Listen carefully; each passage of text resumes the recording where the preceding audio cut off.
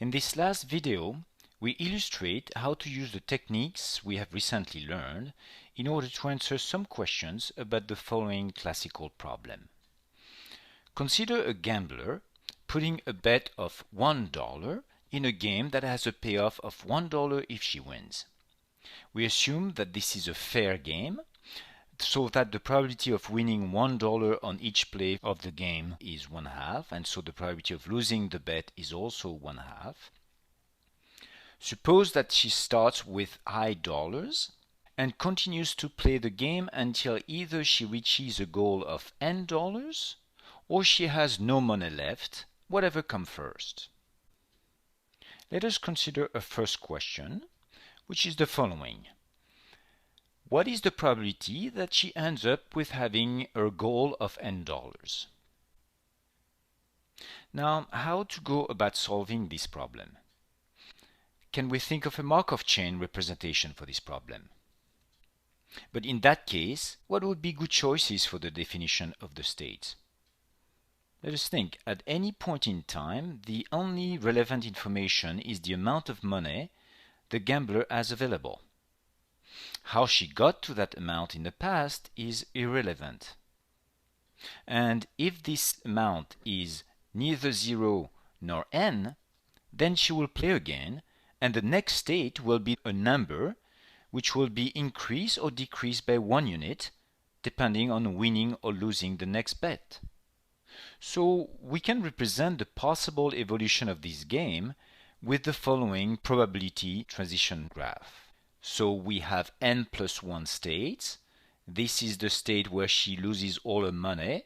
This is the state where she has high amount of money before the next betting. And here this is the state n where she reaches her goal and she can leave. In terms of the transition probability, assuming that you are at a given time in that state, that means that you have high money in your pocket, and you play the next bet, with a probability 1/2, you will gain or win, and so your amount of money is I plus 1, or you lose and your money is I minus 1, and you keep repeating until you reach either n or 0, and then you stop. So this is a Markov chain, and that state 0 and that state n are absorbing states. Once you reach them, you stay there forever. So what this question is asking is the probability A of I of starting from I, what is the probability that you will end up in that absorbing state? And we have done this calculation previously. So let us repeat the technique very briefly. Clearly here, if you start with $0, you will never reach that, so it's going to be 0. On the other hand, if you start with your desired goal, you don't play anymore, so your probability is 1. Now, of course, what is of interest is if I is strictly between 0 and n, and now the question is how to calculate that probability. And we have seen that the way to do that is to look at the situation and say, well, let's assume that you are in that state I, and what will happen next? Well, with a probability 0.5, you will move to that state, and now you are in that level with I plus 1 amount of money. And what is the probability that, given that you are here, you're going to end up in n? It's going to be AI plus 1. So it's AI plus 1. Plus, the other alternative is that you are going to lose money and end up in that state. And there, the remaining probability to reach the time n is AI minus 1. So you have this kind of equation. This is valid for all I between 0 and n.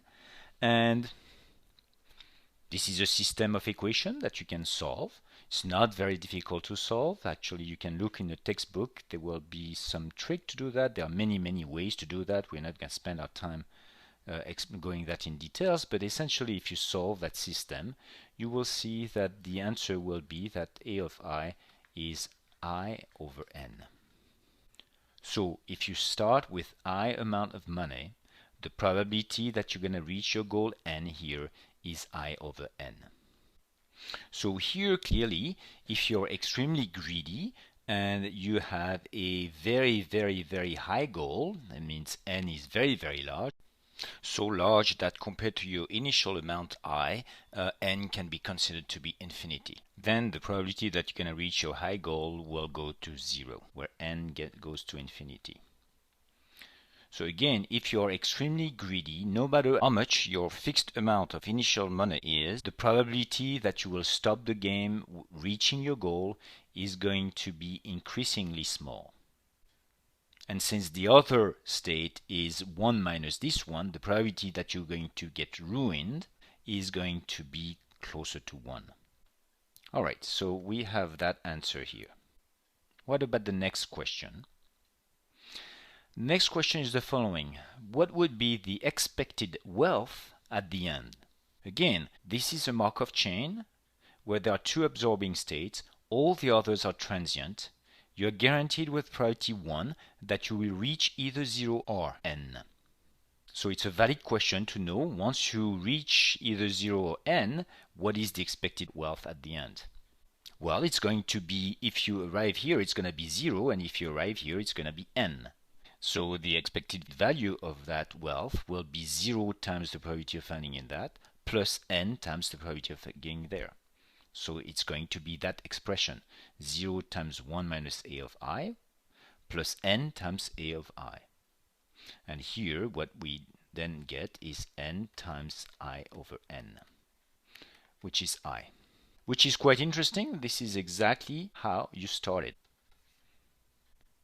So in some sense, in expectation, there is no free lunch here.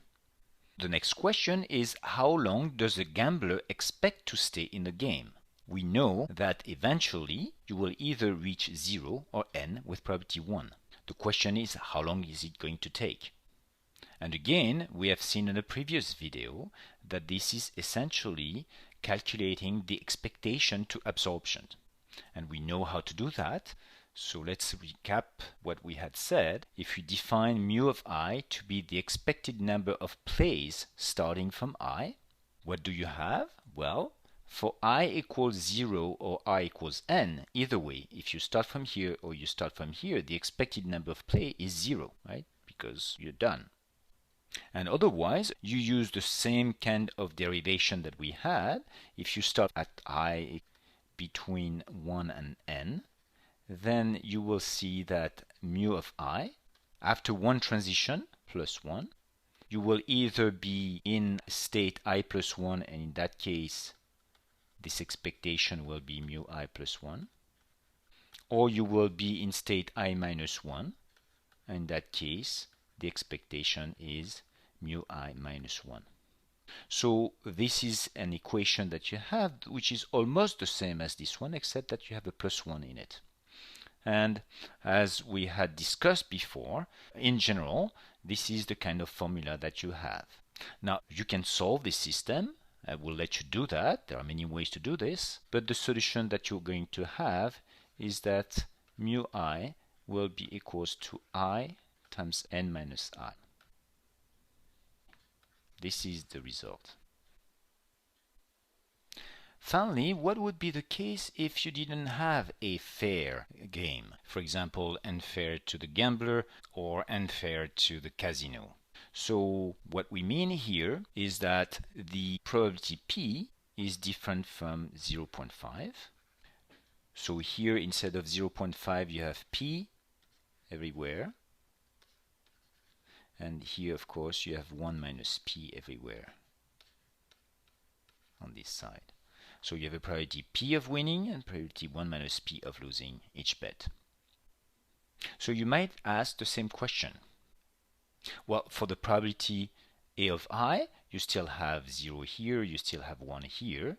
The formula that you would write here, instead of writing it this way, it would be, you start from here with the probability P, you end up here, and with the probability 1 minus P, you end up there.